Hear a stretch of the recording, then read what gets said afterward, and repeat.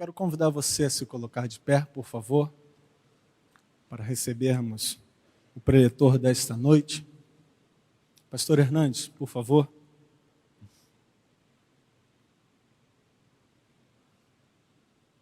Pastor Hernandes, um homem de Deus, certamente você conhece, e eu quero te convidar nesta noite a estender as mãos para cá, para estarmos orando pela vida desse homem de Deus, que está com a incumbência de transmitir a mim e a você nesta noite o que Cristo tem a nos falar. Amém? Oremos. Amado Deus, Santo, Soberano Pai, muito obrigado, ó Deus, por tudo aquilo que o Senhor tem operado em nossas vidas, ó Pai. Mas agora, ó Deus, queremos colocar a vida do nosso irmão, o irmão Pastor Hernandes, ó Pai. Espírito Santo, venha sobre a vida desse homem, usa ele de forma maravilhosa, Pai. Aquilo que o Senhor preparou para que possamos ouvir nesta noite. Usa o teu filho para ser boca aqui nesta noite, ó Pai.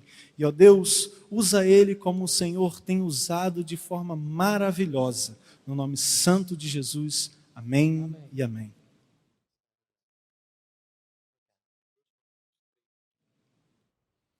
Irmãos amados, podem assentar, por favor. Eu quero registrar minha palavra de gratidão a Deus por estar com vocês, a acolhida tão carinhosa do Bispo Rubem, de toda a equipe pastoral, do Leandro, do Tiago, que me buscou de forma tão gentil. E desejar que o Deus que está aqui fale conosco.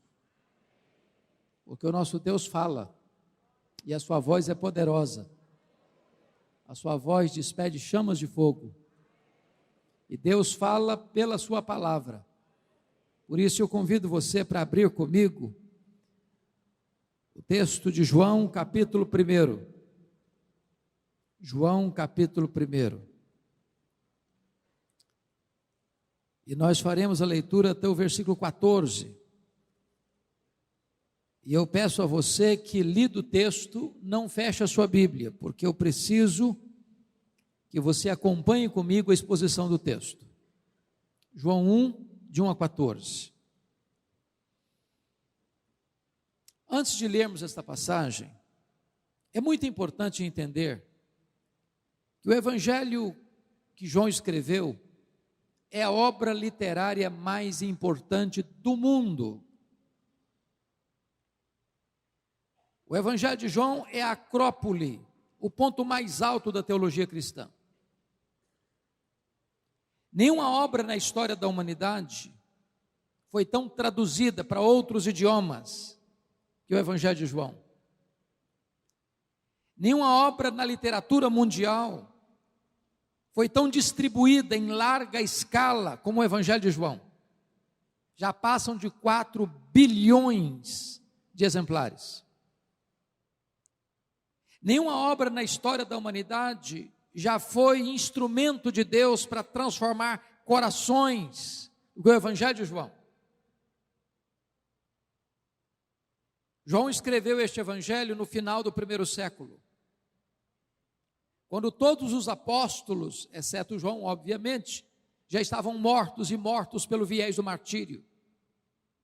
João escreve esse evangelho quando Mateus, Lucas e João já circulavam na igreja cristã há quase 30 anos. João escreve esse evangelho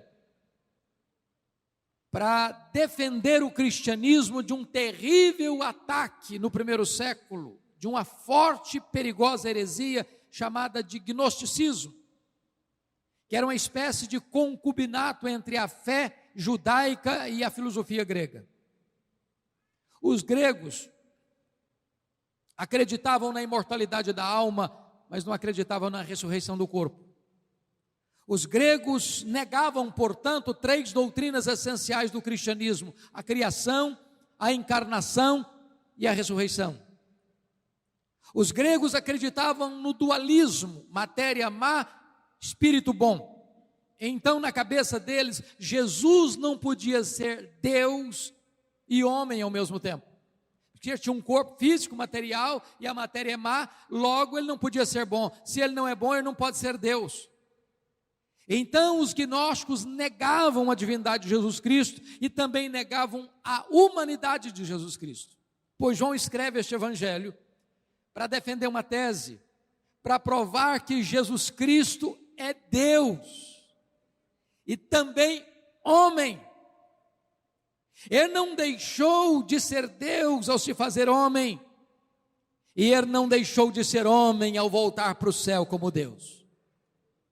Então, com estas informações na mente e no coração, vamos ver como é que João nos apresenta Jesus, revelando-nos as glórias do nosso Redentor.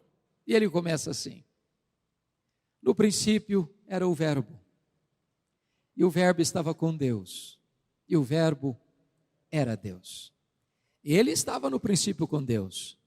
Todas as coisas foram feitas por intermédio dele, e sem ele nada do que foi feito se fez.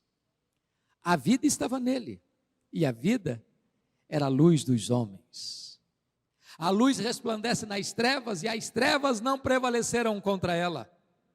Houve um homem enviado por Deus, cujo nome era João.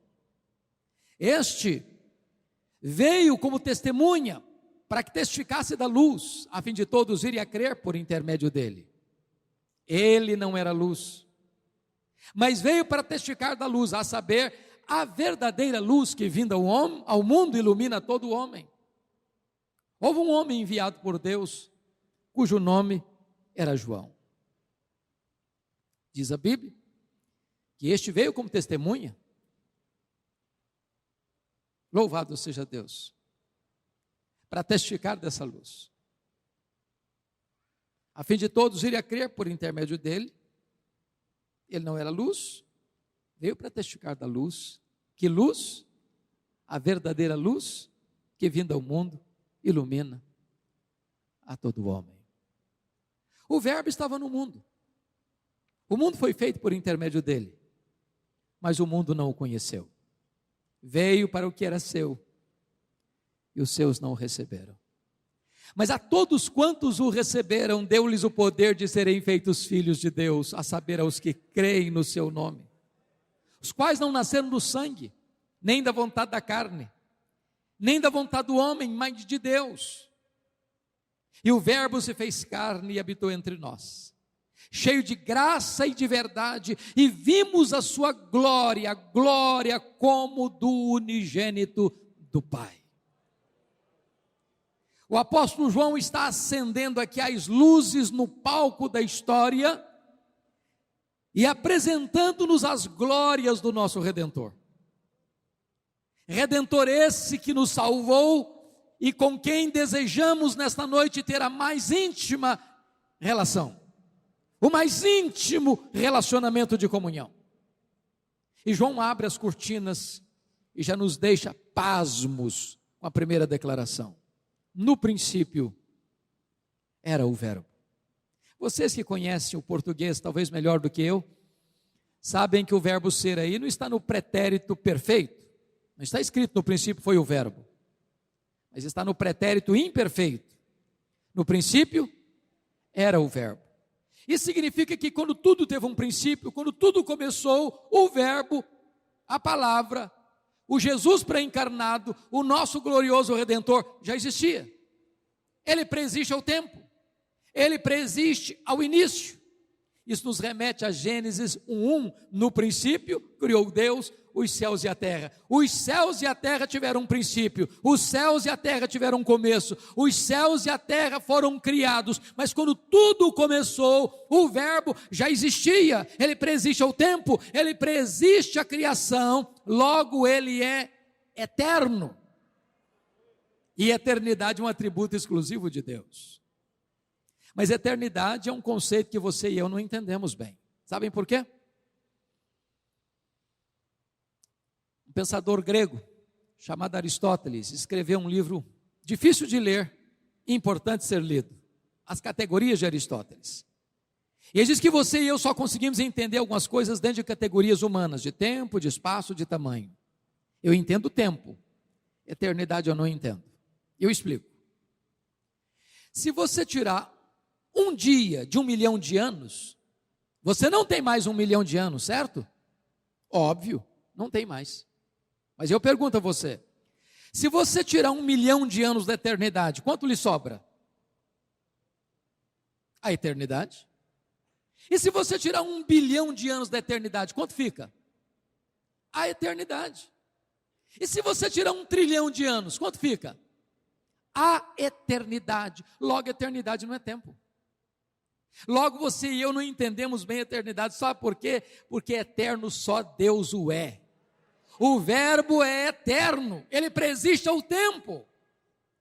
E João diz que o verbo estava com Deus. Essa expressão grega, proston theon, significa assim, ele estava face a face com Deus. Os gregos pensavam que o verbo era um ser impessoal, mas se Deus é uma pessoa e Deus é, e o verbo estava face a face com ele, logo o verbo não é um ser impessoal, é um ser pessoal, da mesma substância de Deus, tendo os mesmos atributos de Deus. Na linguagem lá do Concílio de Nicéia, é Deus de Deus, luz de luz, coigual, coeterno e consubstancial com o Pai.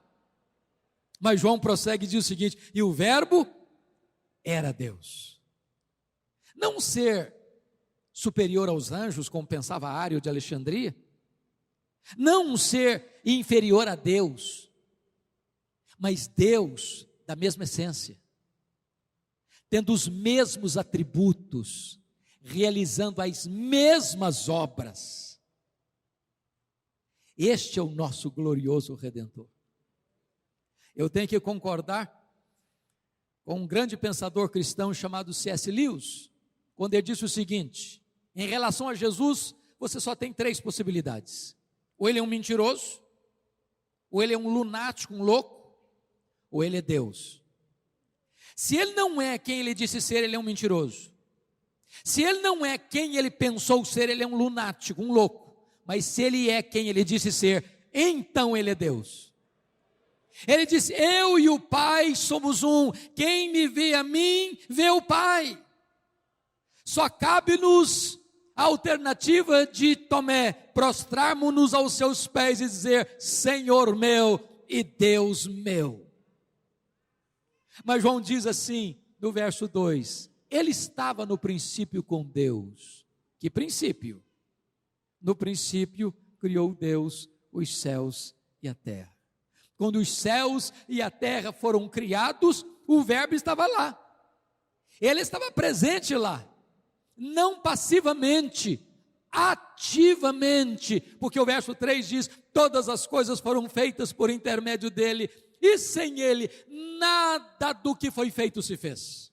Bendito seja Deus, o nosso glorioso Redentor é o Criador do universo.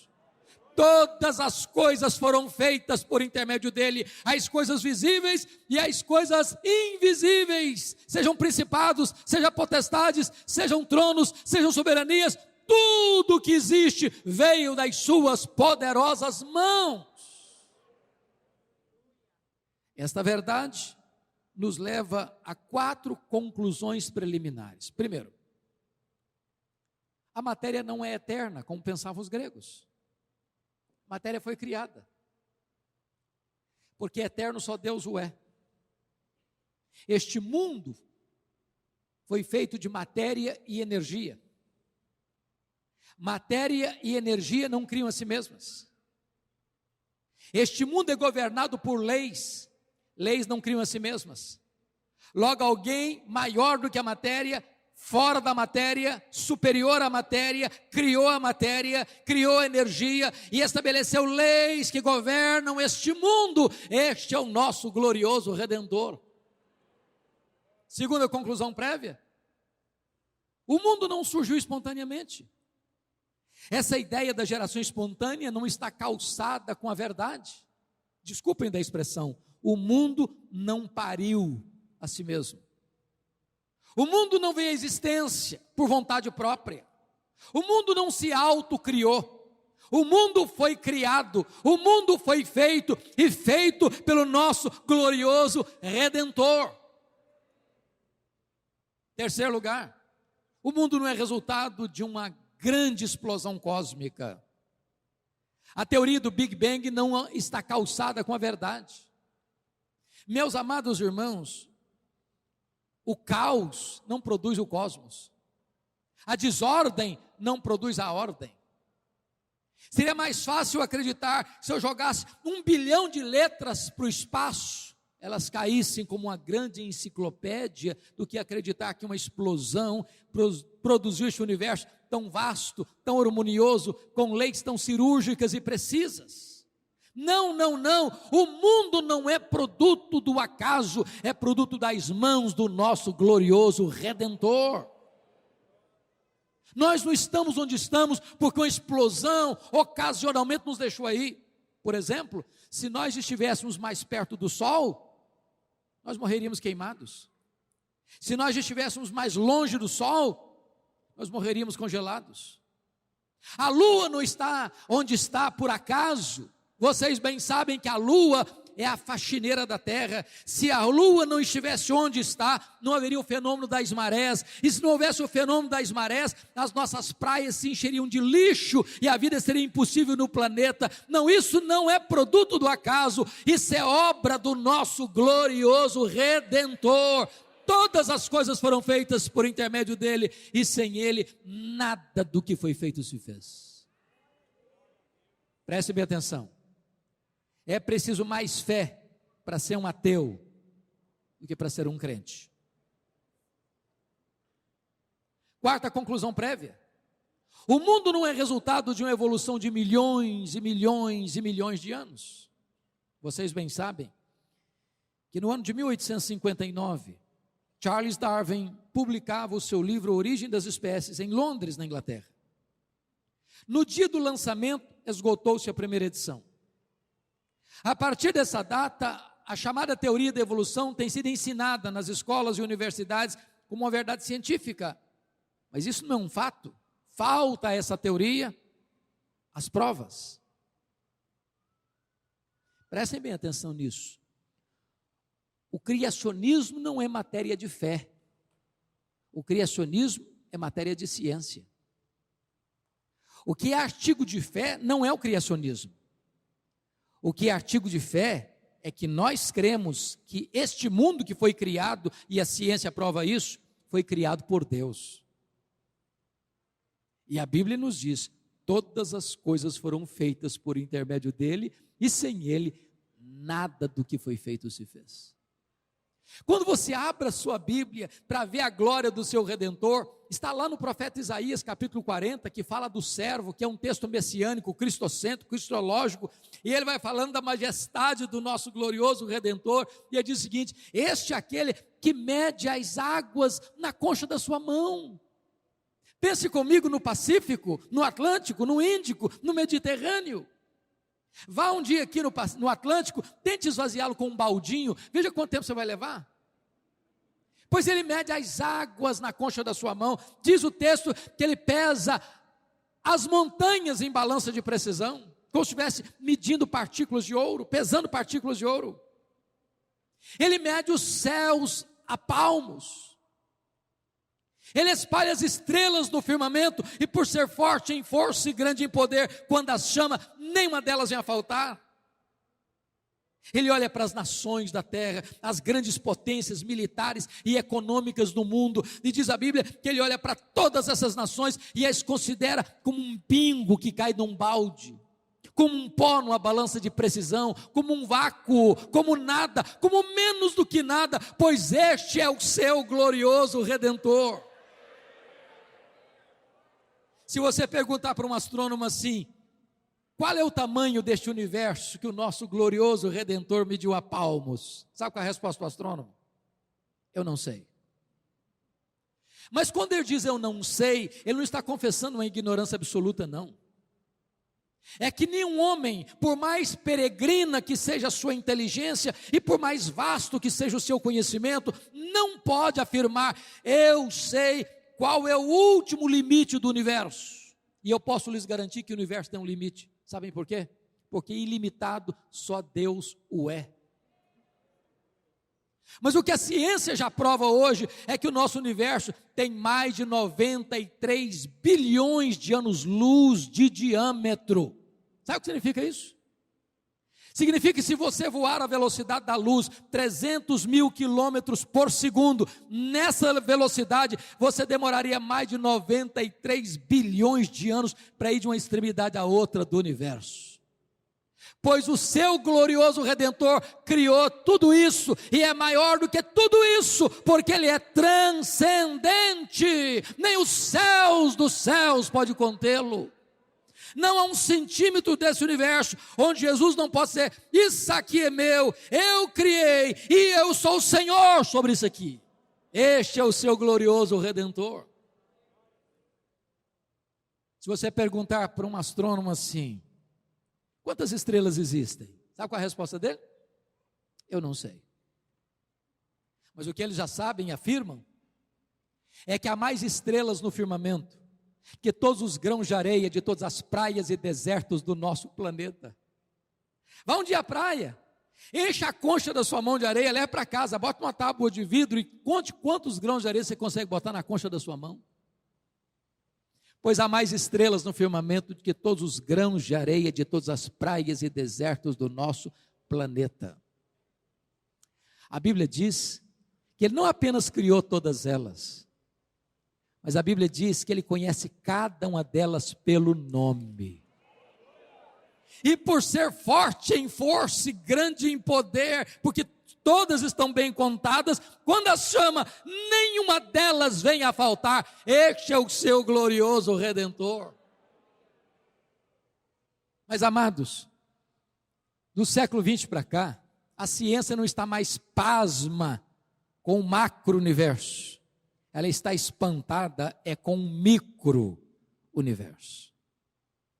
Se você chegar na sua casa, pegar uma folha no seu quintal, por mais tenra que seja essa folha, ela é tão complexa ou mais complexa do que a cidade do Rio de Janeiro.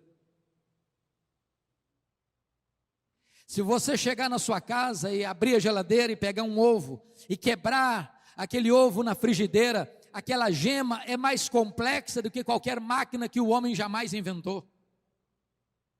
Dr. John Wilson, catedrático da Universidade de Harvard, uma das maiores autoridades de oftalmologia no mundo, diz que você e eu temos em torno de 2 milhões de fios duplos encapados em cada um dos nossos olhos, e se não for assim, haveria um curto-circuito e nós ficaríamos cegos. Dr. Marshall Nirenberg, prêmio Nobel de Biologia, fez uma das mais fantásticas descobertas no século passado. Ele descobriu que você e eu somos um ser programado geneticamente, computadorizadamente programados.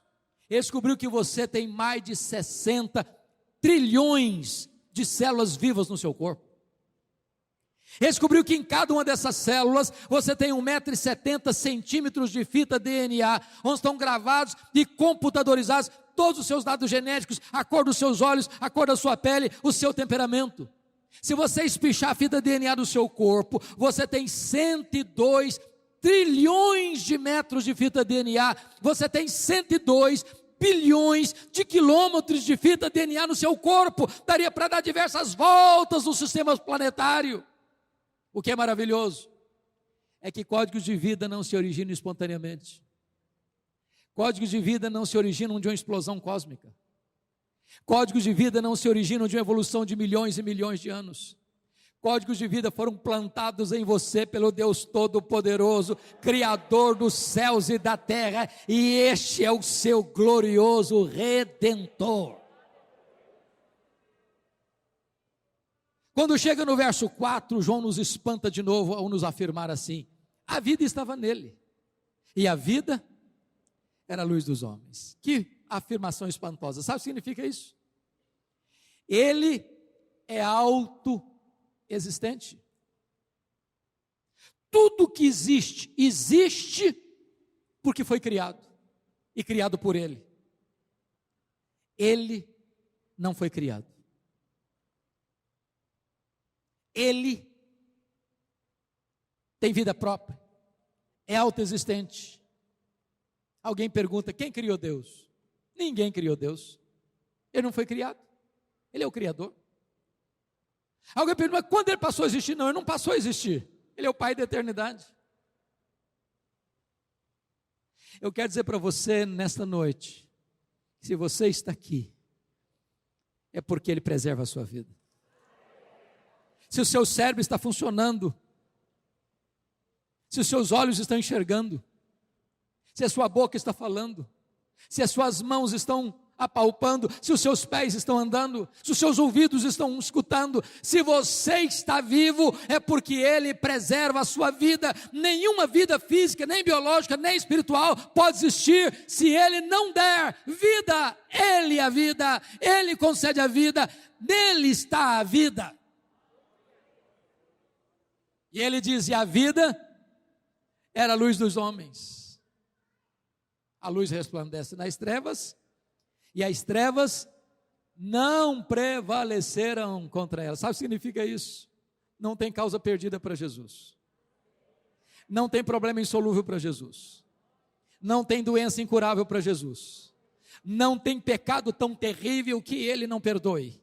Não importa a escuridão que você esteja, não importa o poço profundo que você caiu, não importa quantos vícios terríveis massacram você, não importa quão terrível é a iniquidade que ronda no seu coração, não importa quão trevosa é a vida que você está vivendo. Quando Jesus chega na sua vida, as trevas precisam ir embora, porque ninguém pode resistir ao poder da luz, e Ele é a verdadeira luz que é vinda ao mundo, ilumina a todo homem.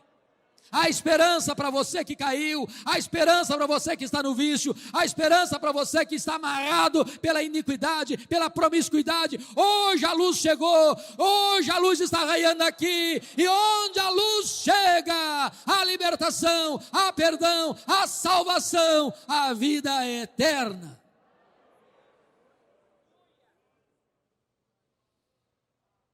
Notem vocês, eu lhes disse que João escreveu este evangelho para provar uma tese. Qual tese? Jesus Cristo é Deus. Até agora já provou essa tese de duas maneiras. Ele provou que Jesus Cristo é Deus, porque tem os mesmos atributos de Deus. Ele é eterno, Ele é pessoal, Ele é divino, Ele é autoexistente. Mas Ele é Deus também porque realiza as mesmas obras. Ele é o Criador. Ele é a fonte da vida. Agora João vai nos introduzir um outro assunto. As diferentes reações a este verbo. E notem comigo que do verso 6 ao verso 9, ele vai nos introduzir o precursor do verbo. E começa assim: houve um homem enviado por Deus, cujo nome era João. Ele veio para testificar da luz, a fim de todos virem a crer por intermédio dele. Ele não era luz, mas veio para testificar da luz, a saber, a verdadeira luz que vinda ao mundo ilumina a todo homem. Nota uma coisa, irmãos, isso é maravilhoso, porque tem 400 anos de silêncio profético, de Malaquias a João Batista. Lá estava o templo, lá estavam os sacerdotes, lá estavam os rituais, lá estavam as festas, mas lá não estava a palavra de Deus. Tinha religião, mas Deus não falava. De repente Deus rompe o silêncio, e Deus envia um homem.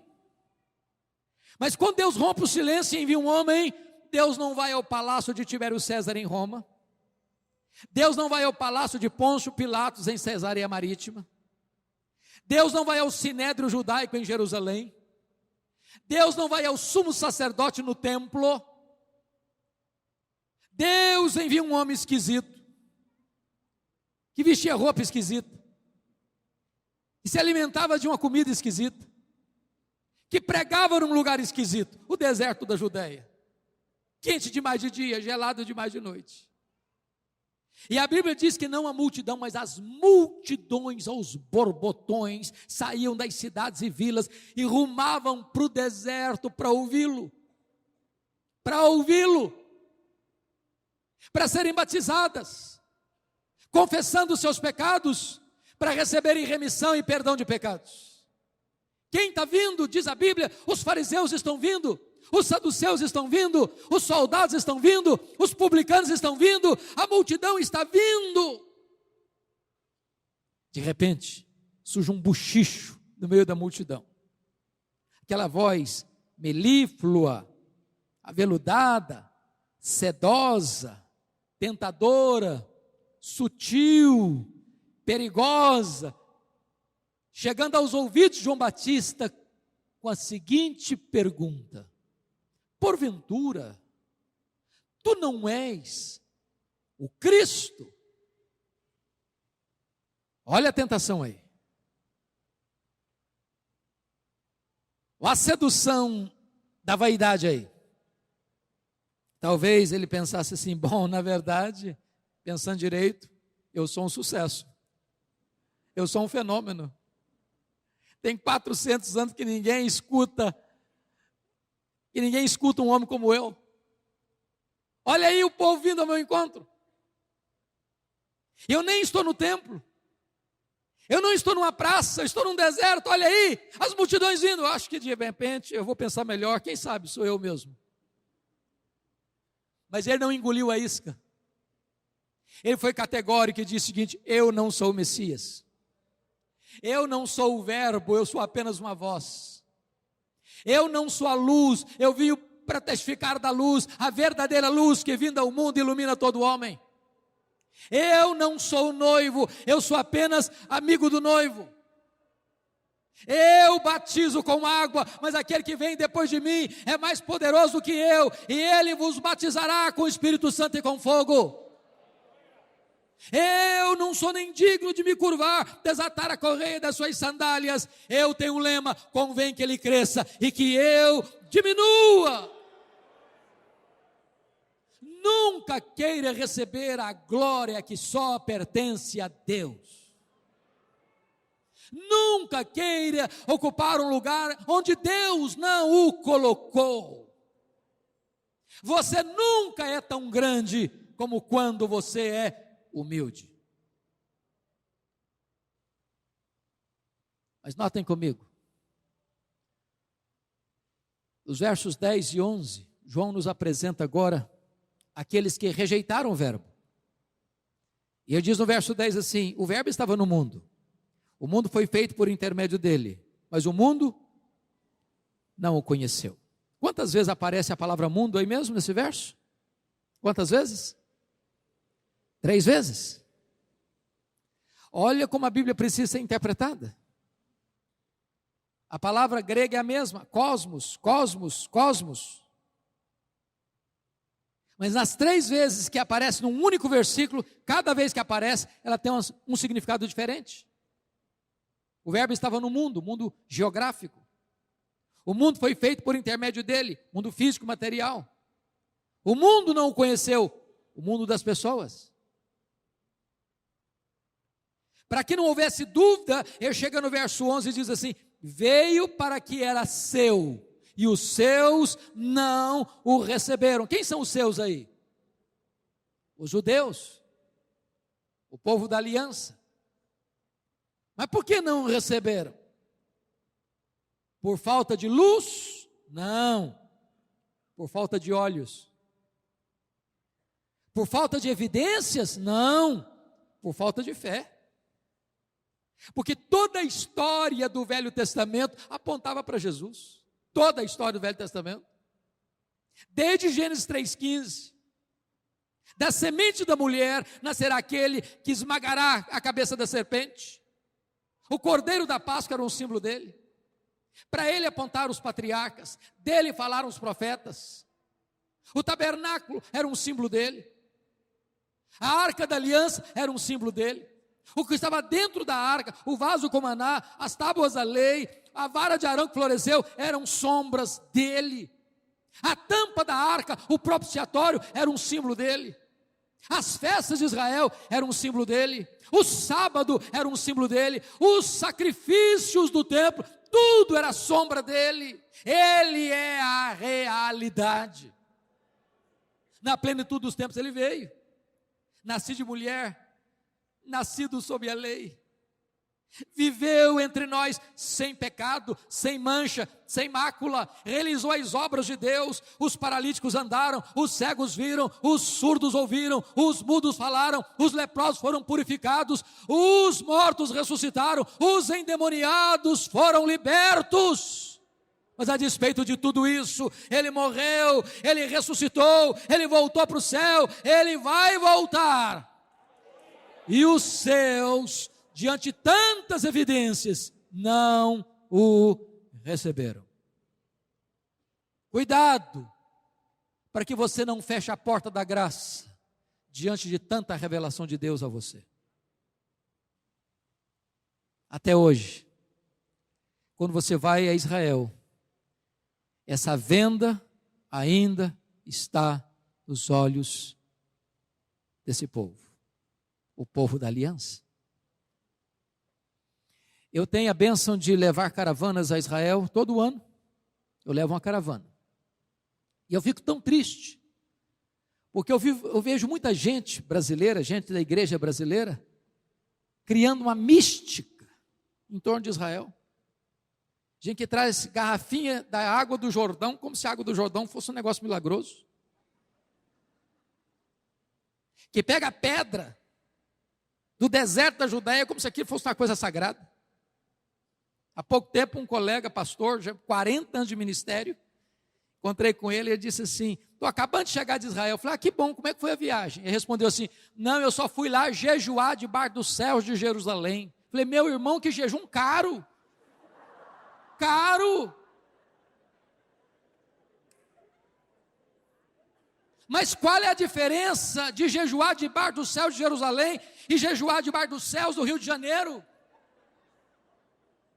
Qual a diferença de você orar no topo do monte e lá no profundo do vale? Qual a diferença de você orar aqui dentro do templo e dentro do seu carro ou dentro do seu quarto? Deus é Espírito, e importa que os seus adoradores o adorem em espírito e em verdade.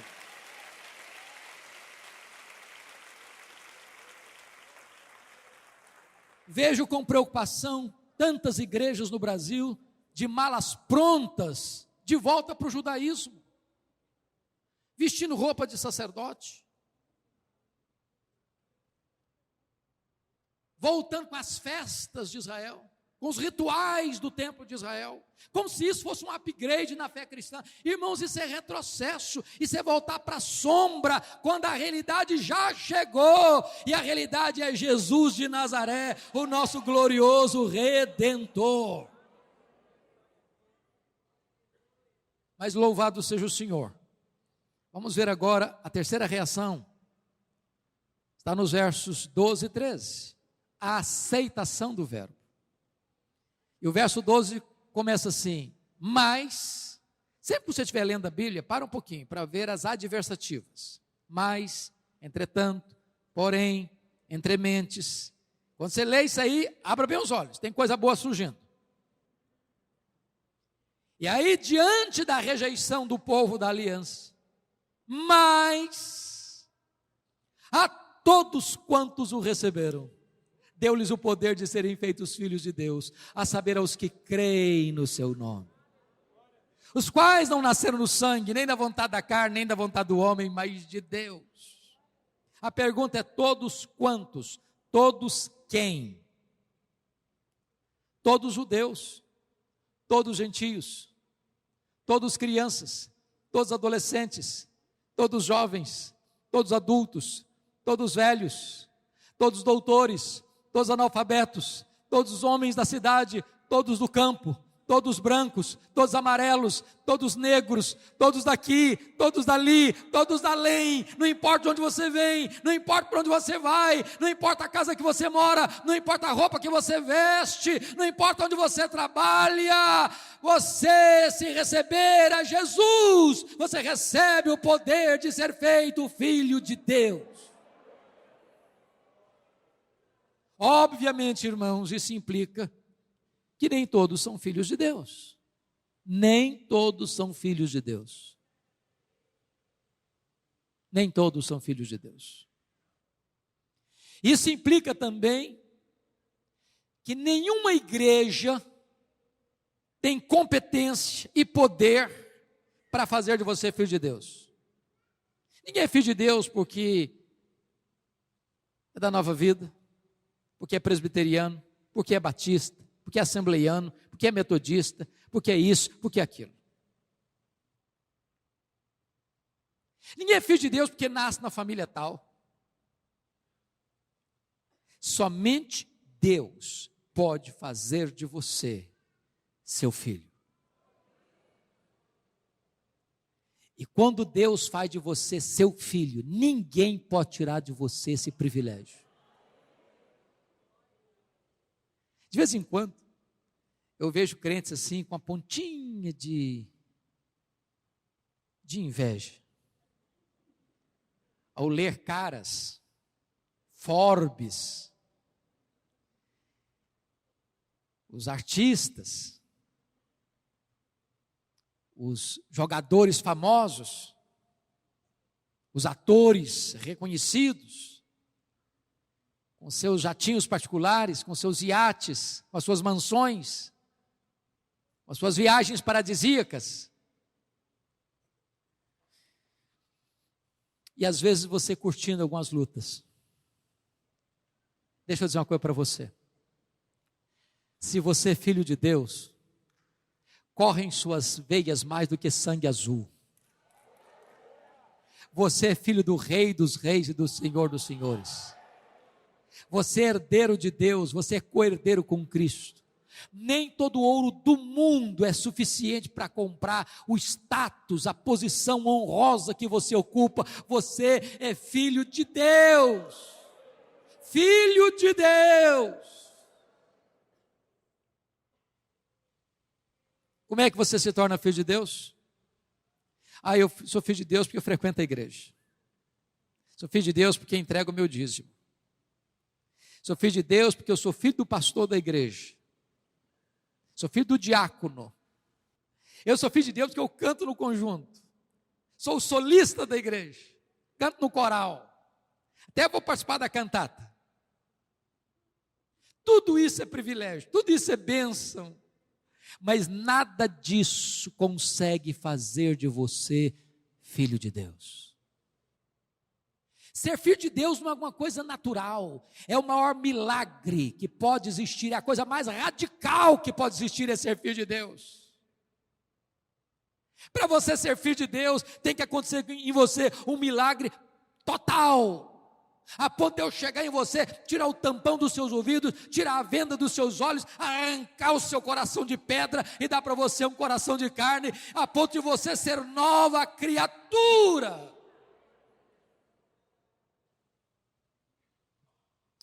João não quer que você saia confuso sobre isso, nem eu. Por isso ele explica melhor no verso 13. A saber, os quais, a todos quantos o receberam, os que creram, os quais não nasceram do sangue. O que significa isso? Ser filho de Deus não é hereditário.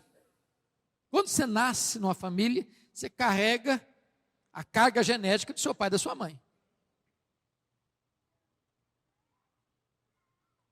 Mas ninguém se torna filho de Deus porque nasceu na família tal. Meu pai é crente, minha mãe é crente, portanto eu já nasço filho de Deus. Não, ninguém nasce filho de Deus. Para ser filho de Deus, você precisa nascer de novo, da água e do Espírito. Nascer de cima, nascer de Deus, nascer do Espírito Santo, ser nova criatura. Não é hereditário. Não é hereditário.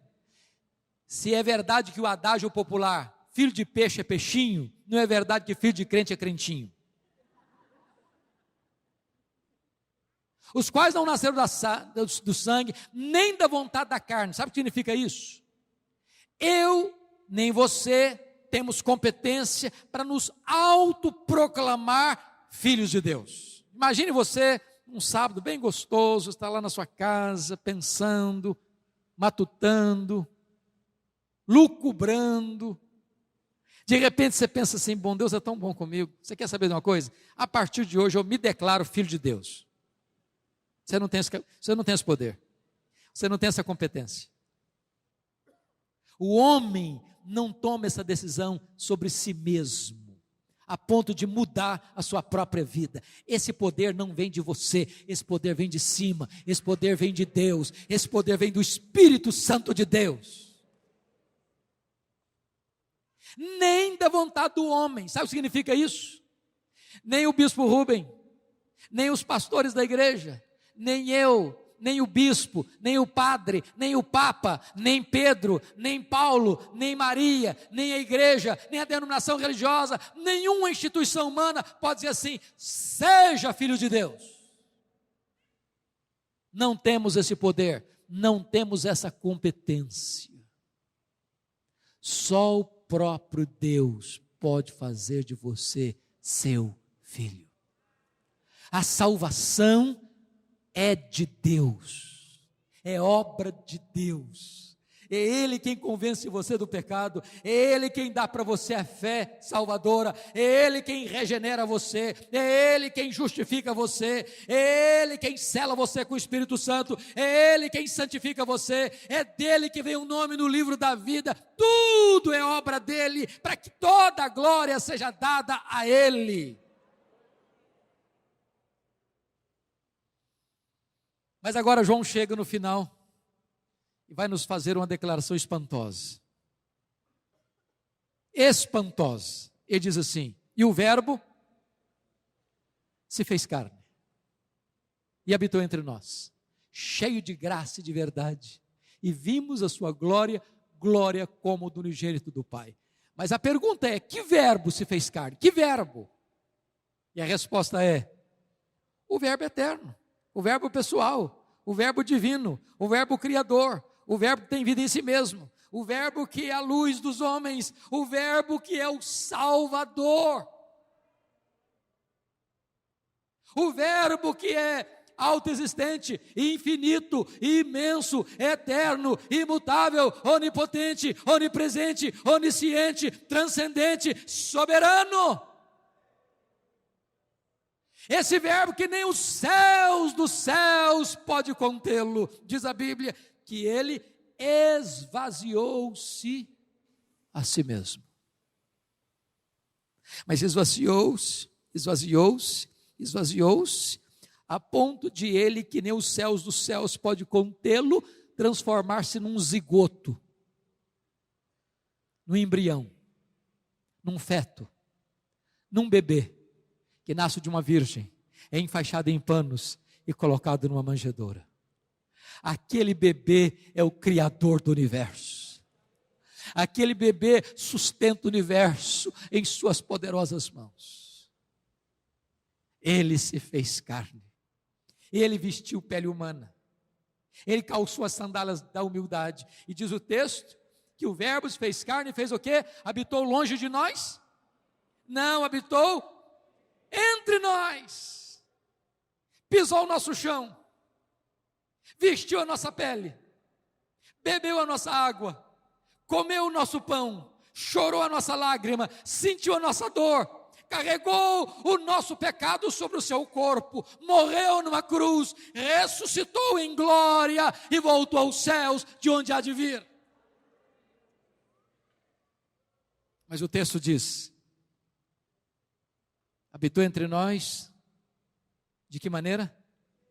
Cheio de graça e de verdade. Você já parou para perguntar se o Verbo tivesse se manifestado entre nós cheio de juízo e justiça? O que seria de você e de mim? Seríamos fulminados. Sabem por quê? A Bíblia diz que o melhor de nós, as nossas justiças, não passam de trapos de imundície aos seus olhos. Se o melhor de nós não passa de trapos de imundície, eu pergunto: e o pior de nós? E o pior de nós? Nossos pecados, nossas transgressões. Mas ele não veio cheio de justiça e juízo, ele veio cheio de graça e de verdade. Nos encontrou machucados, feridos, sujos, depravados, condenados, arruinados. E Ele nos pegou, e Ele nos limpou, e Ele nos lavou, e Ele nos regenerou, e Ele nos transformou, e Ele nos selou, e Ele nos fez filhos de Deus. Ele nos amou quando nós éramos fracos, quando nós éramos ímpios, quando nós éramos pecadores, quando nós éramos inimigos de Deus.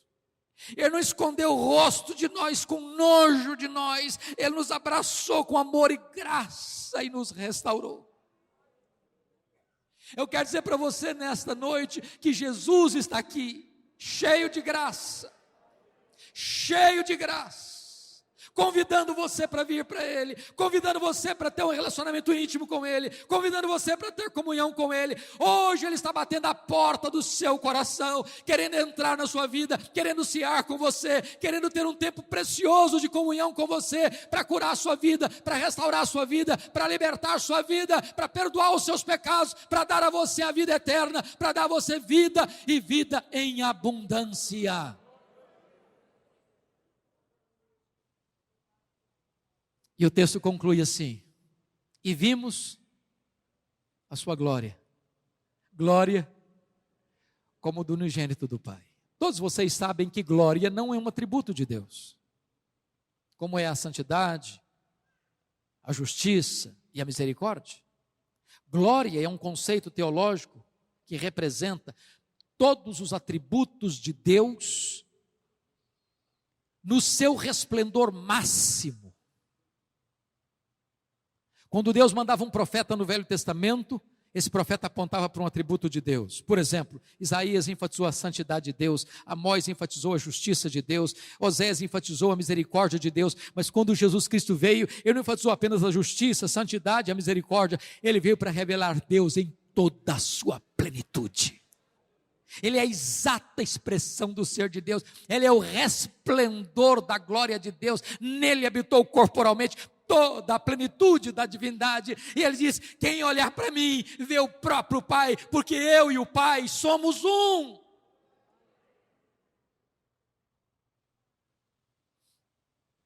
Mas eu disse para vocês, e eu quero concluir, que João escreveu este evangelho para fazer o quê? Provar uma tese. Qual é a tese? Jesus Cristo é Deus. Não foi apenas na introdução que ele nos provou essa tese. Ao longo do evangelho, ele provou essa tese. De que maneira? Lançando mão de duas metodologias, ou de dois expedientes. Primeiro expediente, ele prova que Jesus Cristo é Deus, porque realizou as mesmas obras de Deus.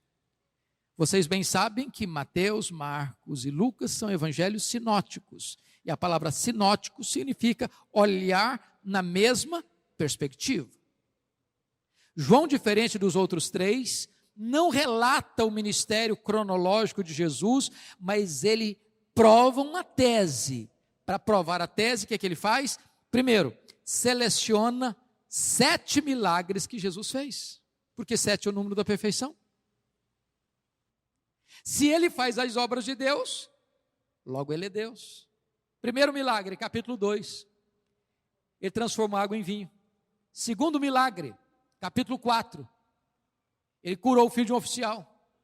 Terceiro milagre, capítulo 5, ele cura o paralítico de Betesda.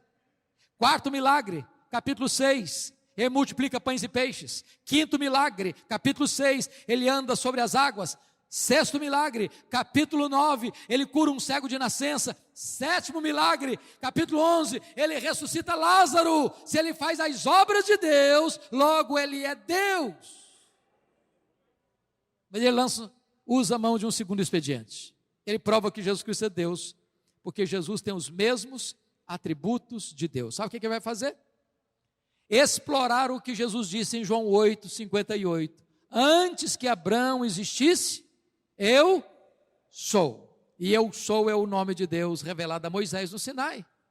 É o grande nome de Deus. Yahvé, Javé, de onde vem Jeová, pois Jesus é o Jeová do Velho Testamento. Primeiro lugar, João 6,35, ele diz assim: eu sou o pão da vida.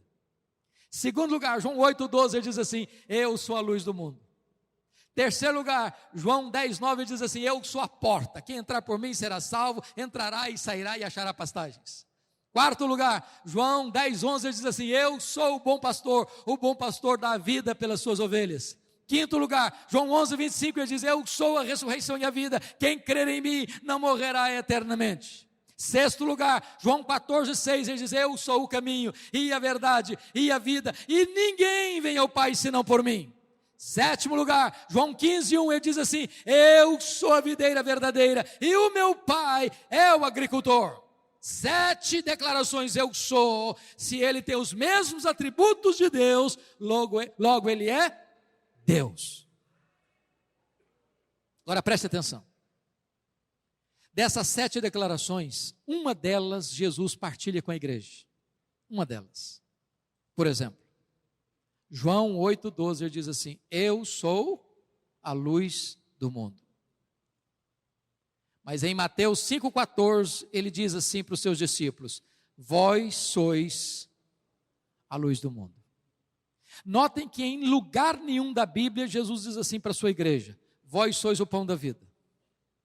Em lugar nenhum. Nem diz: vós sois a porta. Nem também diz: vós sois o bom pastor. Nem também diz: vós sois a ressurreição e a vida. Nem também diz: vós sois o caminho, a verdade e a vida. Nem também diz: vós sois a videira verdadeira. Mas ele diz: eu sou a luz do mundo. E ele disse: vós sois a luz do mundo. Como entender isso? Para explicar, eu faço uma pergunta. O sol brilha? Sim, o sol brilha. Por que o sol brilha? Porque o sol tem luz própria. Por que Jesus brilha? Porque ele é o sol da justiça. Ele tem luz própria. Ele é a verdadeira luz que, vinda ao mundo, ilumina a todo homem. Eu pergunto agora: a lua brilha? Sim, a lua brilha. Como é que a lua brilha? A lua não tem luz própria. A lua só brilha na medida em que ela reflete a luz do sol. Logo, Jesus é luz do mundo num sentido diferente de que a igreja é luz do mundo. Jesus é luz do mundo porque Ele é a verdadeira luz. Ele é o sol da justiça. Ele tem luz própria. Mas a igreja, você e eu, só somos luz do mundo. Nós não temos luz própria. Nós só somos luz do mundo na medida em que refletimos no mundo a luz de Cristo. Então, eu concluo. Esta bela igreja, este lindo rebanho, esta Grey Santa que está aqui hoje, deve sair pelas ruas, pelas avenidas, pelos becos, pelas praças, pelos morros do Rio de Janeiro, de Nova Iguaçu, da Baixada Fluminense, espargindo a luz de Cristo. Ele é a verdadeira luz. E nós levamos essa luz na medida que caminhamos. A Ele, ao nosso glorioso Redentor, a honra, a glória e o louvor, agora e pelos séculos dos séculos. Amém.